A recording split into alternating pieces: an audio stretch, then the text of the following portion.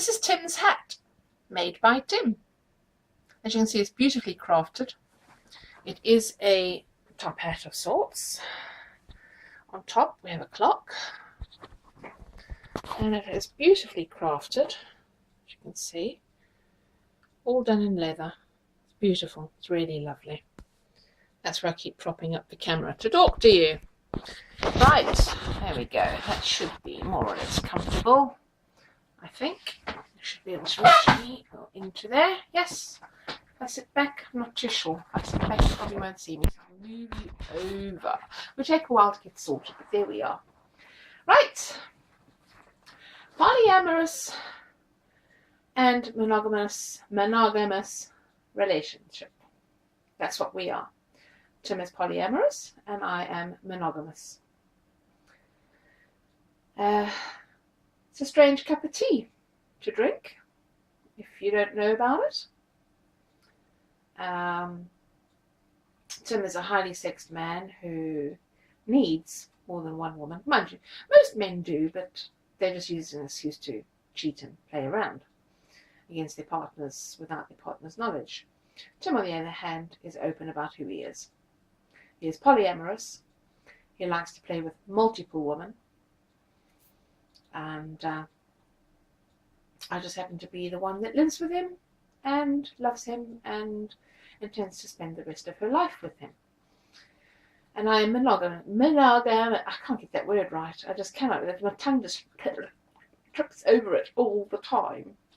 But I am monogamous to him, okay? Monogamous to him. I always have been. Whenever I've been in a relationship or been married, I have never been unfaithful, and I have never fooled around with anybody else. With Tim, I might cross a line where I have a play with someone. I played with another chap.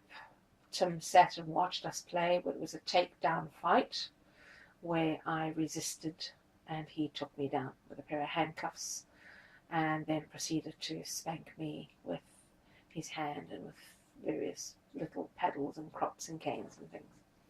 But the whole time I fought, and he was exhausted at the end of it, I can tell you. I was a lot thinner than I am at the moment. I'm pretty overweight right now in life, but back then I was a bit thinner and a lot fitter. And he was grey when he finished, but there were no sexual lines crossed, and they wouldn't be, because for me that would be the equivalent of being unfaithful, so I just wouldn't do it. Tim is polyamorous. He needs more than one woman. That's what he does. That's who he is. I accept it, and I am learning to live with it. I have learned to live with it, and I encourage it because that's what makes him happy. That is who he is.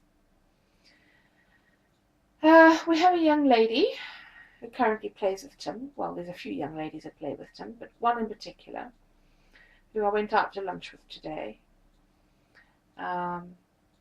because we just couldn't seem to find an equal footing, and we've been keeping our distances with one another for quite some time now, and which makes it a little bit uncomfortable for Tim when it comes to communicating to her or me about one or the other, or making arrangements to play, and he just feels he has to tiptoe, which is wrong. I've extended a hand of friendship to the young lady, but she mistook that and found it intrusive. We met unexpectedly. Tim was upstairs playing with her. I finished work, came home, snuck into the kitchen, closed the door, and stayed in the kitchen quietly whilst they carried on playing. And Tim idiotically brought her downstairs without warning me that he was bringing her down to introduce her. Well, neither of us was prepared for it. And I sort of said, "Hello, you had fun?" "Good. That's nice. I'm glad for you. And I went back to the PC and played on the PC, did what I was doing on the PC, and saw at the PC, as is my usual fashion. And subsequently, she found it insulting, rude, and she didn't like me. And we haven't got on since. I subsequently unfriended her on FetLife because she said she didn't like pink, of all the reasons. She didn't like pink, and I took that as personal because I drive a pink car. So that's how stupid things got. Every time we saw and bump into each other at clubs or parties, we sort of nod to one another very stiffly, and that was it. Tim would go over and talk, and he'd come back, but he would obviously be torn and be feeling uncomfortable, which is not right. I don't like that at all.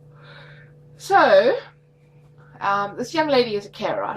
She's a beautiful young lady. She's gorgeous. She's tall, she's leggy, she's blonde, and she is absolutely beautiful. She doesn't wear makeup because she doesn't need to. She is stunning. I've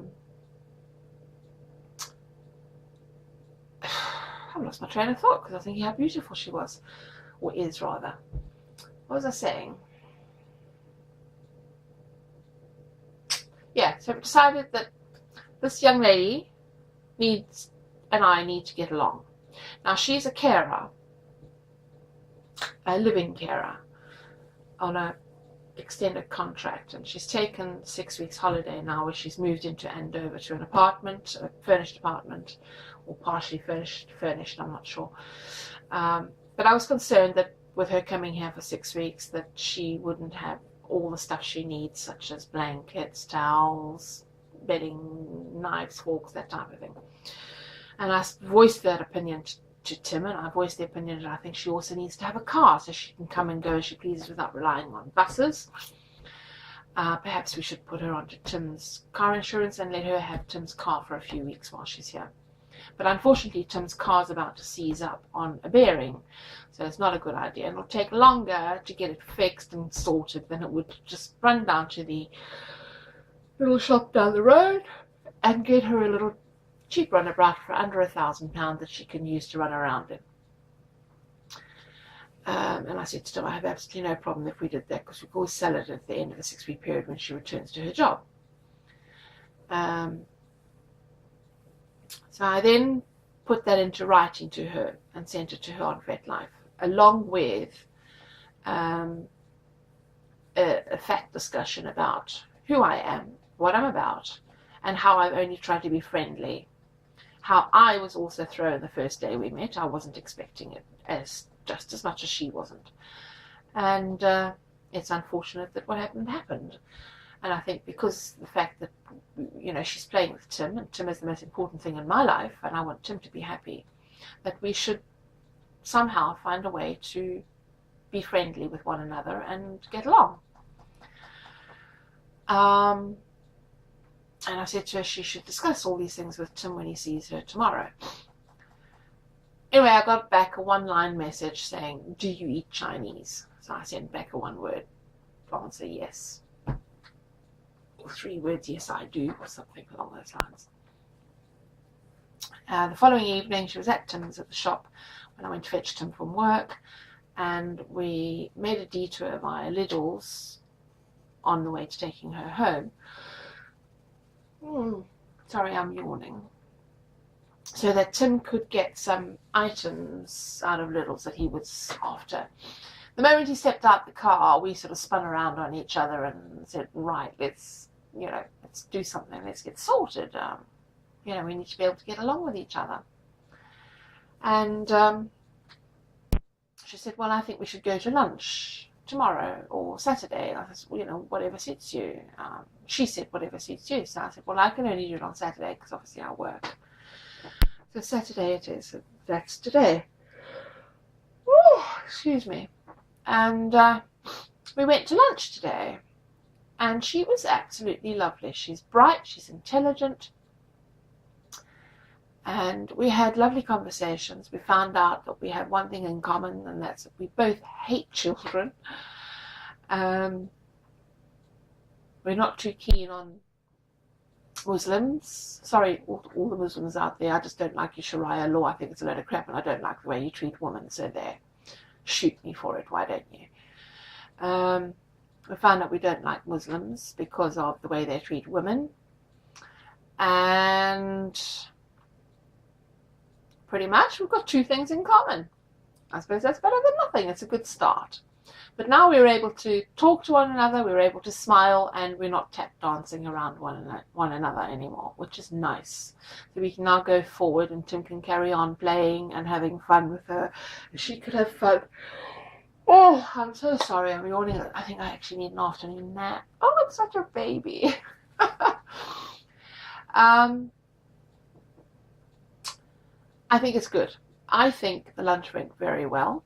I like to think it went well. I hope for her that she feels the same. And I hope that we are now on a better footing with one another and able to move forward. But getting back to the polyamorous and the monogamous, I'm not sure how I'd react. I mean, I've always said to Tim, if we won the lottery and we got a big place with X number of bedrooms and what have you, and bathrooms, he could have as many women as he liked living there, as long as he had a bedroom for each. And I had my own bathroom, because I do not want to share a bathroom with another bunch of other women. Thank you very much. It's bad enough I can share it with Tim, who hogs it, without sharing with a bunch of other women who share hog a bathroom. So that's the sort of conditions, is extra bedrooms, extra bathrooms. Otherwise it ain't going to happen. Not while I'm around at any rate. And I intend being around for a very long time, because I love this man more than life itself. And I think to myself, if that happened and we won the lottery, we moved into a big place, and we got a number of girls in there living in the house with us that he played with, and we adopted the whole BDSM fetish lifestyle of slaves and what have you, how would I react in a polyamorous situation where he actually falls in love with another woman alongside me? How would I react to see him loving her, hugging and kissing and cuddling, all the stuff that love is about? I'm not sure how I'd react, to be honest. I really don't know how I'd react. It's one of those bridges that I'm going to have to cross when we get to it, if we get to it, if we win the lottery, of course. Or if he meets another woman and falls in love with her. How will I react? I don't know. Until we get there. It's just one of those things. I mean, most polyamorous relationships are equally polyamorous. In other words, both partners are polyamorous. And if a third party comes in, or a fourth party comes in, all the parties involved are polyamorous and all love one another. Now, that's not the case with me and Tim. He's poly, I'm mono. Which makes it a very strange cup of tea to balance and drink out of. And keeps it interesting, I suppose. But me being as loopy as I am, I suppose we would have to tread carefully and work our way through things pretty carefully if things were to survive.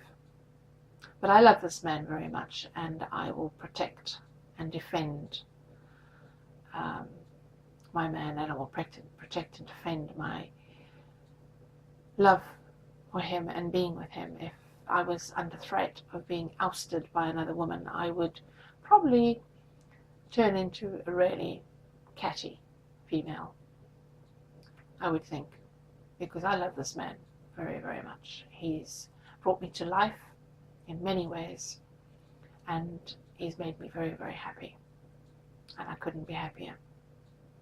I love him for who he is, and I have no objections to him being polyamorous. That's what he wants. That's what makes him happy. That's good for me, good for him. And so we go on. Polyamorous and monogamous. Ding, ding, ding, ding. We just got to get on with it and make it work. Give it a try. You never know, it might work for you.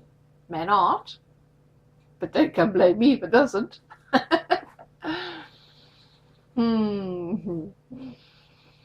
It's a good life. I love my man. He's highly sexed.